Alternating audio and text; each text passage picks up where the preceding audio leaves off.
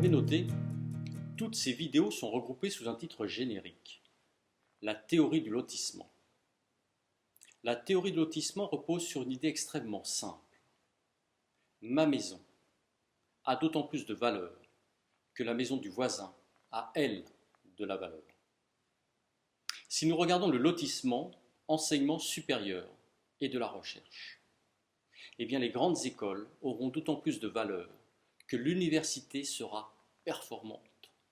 Et inversement, l'université a tout intérêt à ce que les grandes écoles soient les plus performantes possibles.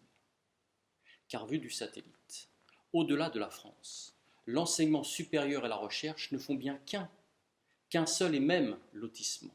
On ne distingue pas les grandes écoles des universités. Si je regarde maintenant le lotissement que forment à elles seules les grandes écoles, cela opère tout autant. Une grande école a tout intérêt à ce que l'autre grande école soit la plus forte possible, et inversement.